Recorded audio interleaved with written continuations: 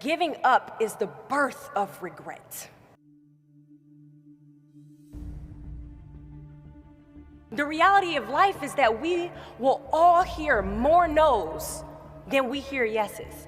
In the summer of 2009, I was 19 years old, working a summer position at Target between my freshman and sophomore year at undergraduate school. I was working in the women's clothing department, and I noticed a lady staring at me from across the aisle. I figured she probably had a few screws loose, so I attempted to ignore her very intense stares. She eventually manages to make her way a little bit closer and closer to me where I was working until she eventually walks up to me and says hello. I say the famous Target quote, which is, "Hi, may I help you find something?" She then asks me, "Were you born in this country?" And I was immediately offended. And I said, "Yeah, I was born in this country." And then she says, "Do you have any kids?" I said, "No, I don't have any kids." She then asked me if I was married, and then I said, "No, ma'am, I am not married." She says, "How old are you?" I said, 19. "May I help you find something?"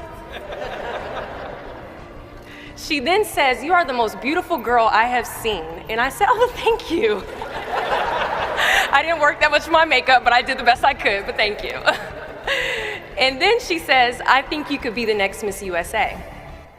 And I stare at her in pure disgust and said, "Pageants? You're telling me pageants, like Sandra Bullock, Miss Congeniality. Pageants? You think I should compete in pageants? I'm in the Army, okay?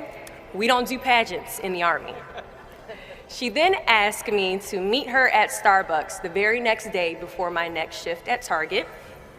And she just wanted to do a little bit of explaining when it comes to what pageants is. And apparently I was a pretty open-minded 19-year-old because I actually agreed to meet her the very next day.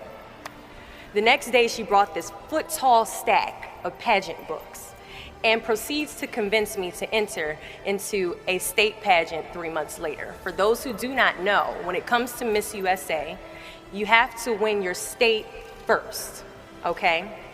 So 3 months later, I compete in my first pageant, and I lose. I go back the second year, compete in the state pageant. I lose. Go back the third year, compete in the state pageant, and lose. Go back the fourth year, compete in the same pageant, and lose. I go back the fifth year, y'all, compete in the state pageant and lose. But guess what? I go back the sixth year. Guess what happens? I lose.